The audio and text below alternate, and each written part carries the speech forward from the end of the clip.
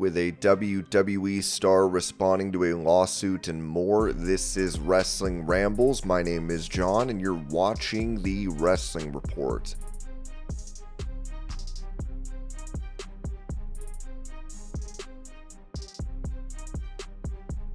Revealing the thoughts of AEW President Tony Khan on his broken gimmick, Matt Hardy said this on his Extreme Life podcast. Broken Matt Hardy wasn't Tony Khan's cup of tea anyway as it was, Hardy explained. He then revealed that after his feud with Sammy Guevara wrapped up, the shift to the Big Money Matt character was already in motion. I think Big Money Matt, a guy who's out there bragging about his wealth and status and how much money he's made in this industry, whatever. Because if you notice immediately after we do the Elite Deletion, you see me doing promos on TV kind of boasting about how I destroyed Sammy and it was the best thing on the pay-per-view. The wheels were already in motion to do Big Money Matt.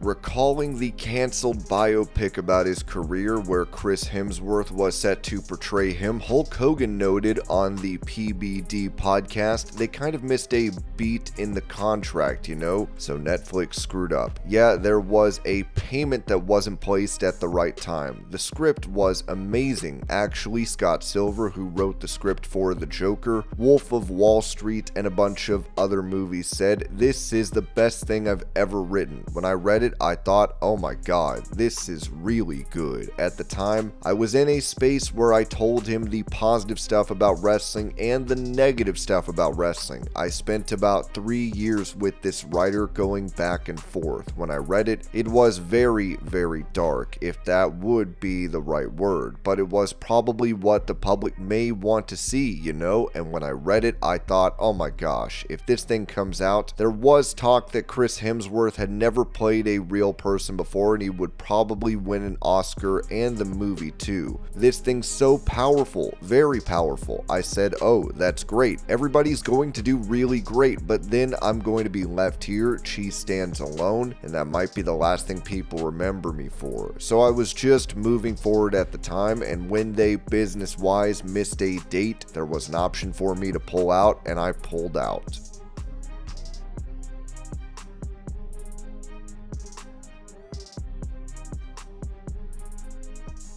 Addressing those that are making money off of his videos on YouTube, TNA Wrestling's Joe Hendry said this to the one Mona. Actually, if you look back at Bound for Glory when I re-debuted in TNA, it was a really bad video that I filmed in a rush. I thought, I need to replace that. So before the next taping, I got home and did it properly. I've never said this before, but if you look at my re-debut in TNA, it has a really weird video. I need to check it out because I didn't notice that until you brought it up, but it was like I was about to go to the airport. It's bad, especially since they have a 10-hour loop of it now on YouTube. Someone else is making money off of that, so I've trademarked all my stuff now. They're going to get a legal notice about that one. What I'm going to do is copyright strike it. I know I'll get heat for it, but I'm going to copyright strike it. They were making all this money off me. Then I'm going to upload the exact same video, and you know that moment in Sonic the Hedgehog when you lose and you don't have all the emeralds and it goes do do do, that's going to be me.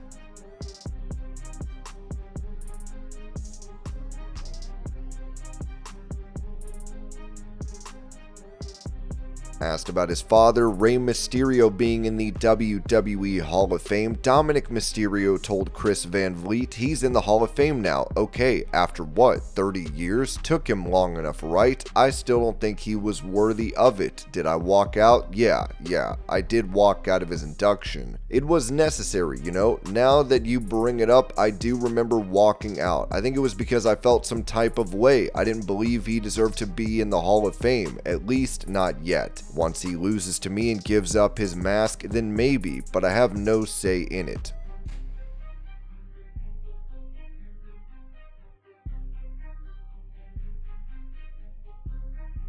In that same interview, Dominik Mysterio said this about his similar appearance to the late Eddie Guerrero. "I didn't think so at first because originally I didn't think I looked like Eddie," he said, pausing. "But then once I started growing out the mullet and there were a lot of side-by-side pictures of me and him and then the mustache, it's kind of scary. Oh, I question my mother all the time," he laughed. "Like I said, I don't know. My dad was gone all the time, or that deadbeat, but yeah, the 90s were a wild time. I don't know what happened. I just know I popped out and something happened, you know?"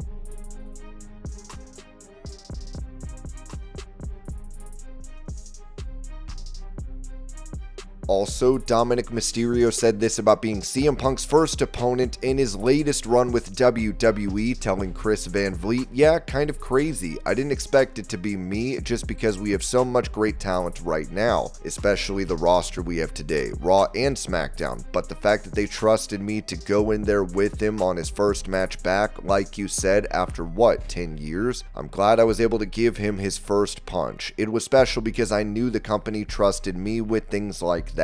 I wasn't aware of it until I kind of got pulled aside and was like, 'Hey, how do you feel about working CM Punk for the live events tour?' And I was like, 'Bring it on, let's go.' I was ready for it because I knew it was another opportunity and another challenge for me, so I was excited to cross another one off the list."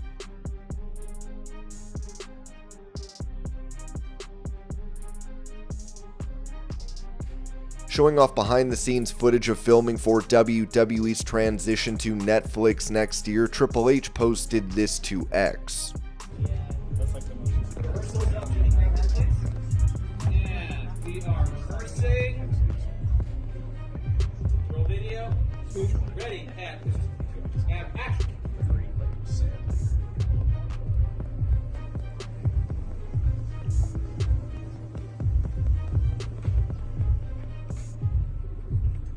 And we cut on rehearsal.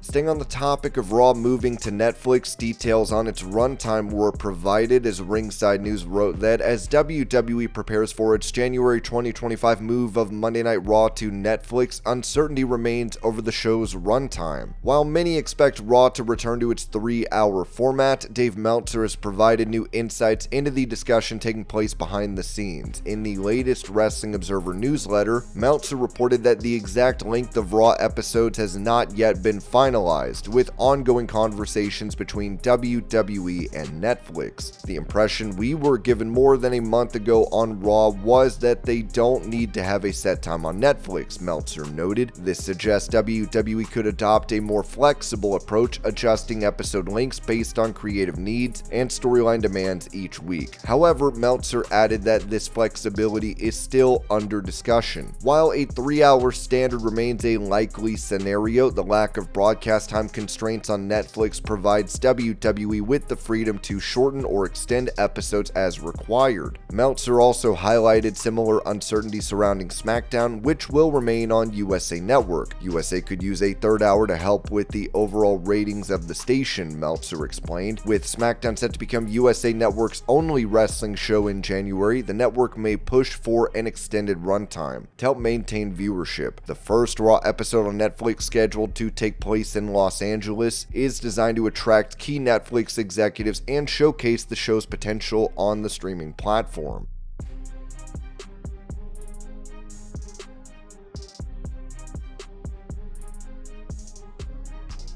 Talking about being the face of AEW and the recent attack on Chuck Taylor by the Blackpool Combat Club, Orange Cassidy said this to Good Karma Wrestling. "No, and I don't think that I am, nor should I be the face of AEW. I don't want that. I never wanted that. I wanted to do what I had to do and go home. After what happened last night, it's been made very clear to me that I have no choice in the situation. I have to fight now. I don't want to, but if the people around me that I care about the most are going to be hurt, then I really have no choice in the matter." At that very moment, I was literally 1 second late. I slid into the ring right as Claudio was stomping the chair on his neck. I never thought I'd see him laid out again. He was injured before by Trent, and to see that again, it's something I never thought I would have to see.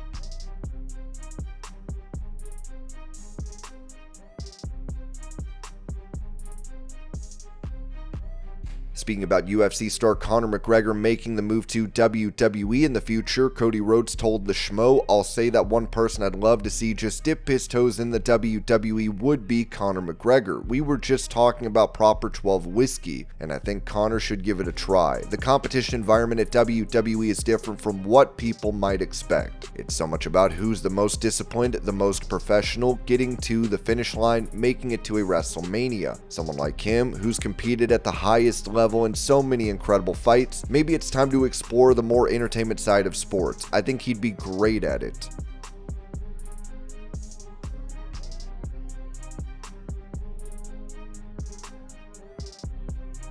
Following Monday Night Raw, Jacob Fatu would make his singles match debut against Cody Rhodes.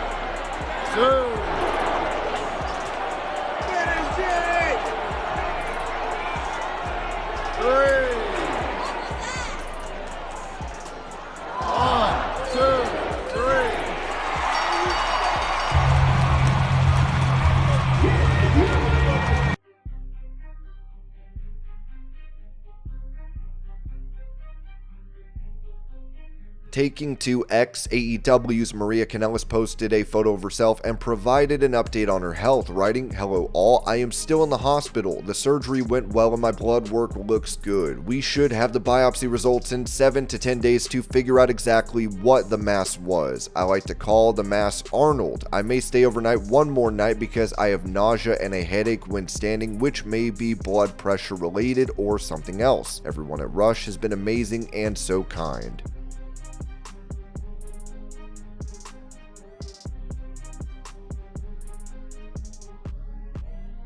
Giving his thoughts on the Bloodline faction in WWE, Montez Ford said this to the Daily Star: "They do seem similar to the NWO, same vibe, all of these new variants, and they wear red and black like the Wolfpack. The only difference is the name. They didn't realize how much power they created because now the very same thing they've created is the same thing they have to form up and destroy. It looks like the Avengers all over again. They got rid of Thanos, but Thanos is the same person. They need to take care of the new threat. Bloodline is a huge threat, but now another variant has formed, and that same Bloodline that caused the havoc now has to take out the new havoc because this new variant is different and a little more rogue. You're asking Kevin Owens or Cody Rhodes. They got their own stuff to worry about. Weren't y'all the same people that caused the havoc before? Make it make sense."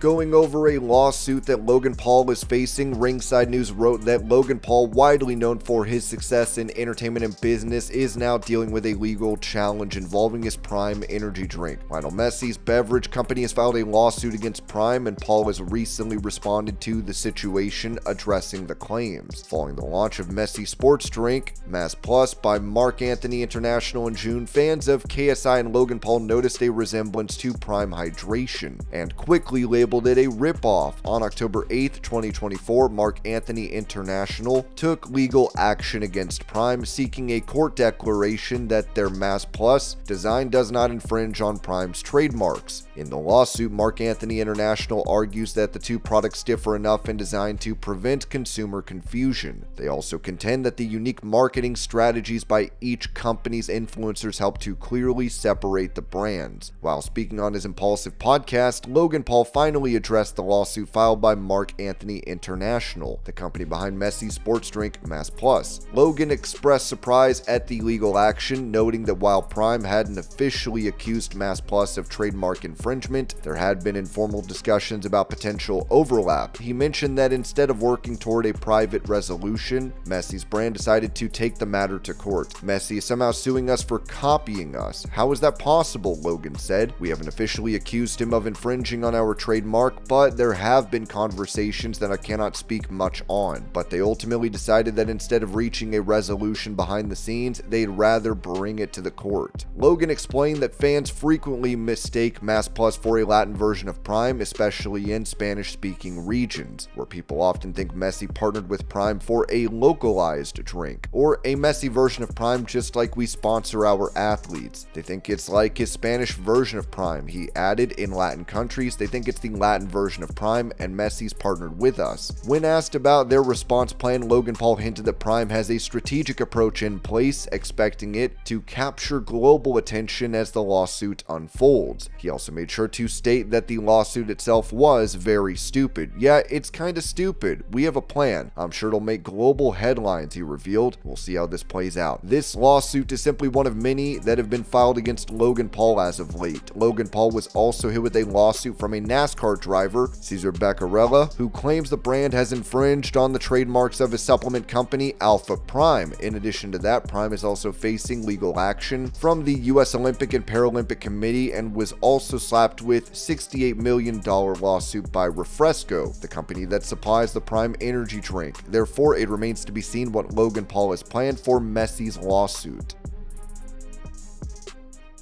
And this was your pro wrestling news update. I hope you're all having a great day. Thank you so much for watching, and I will see y'all later.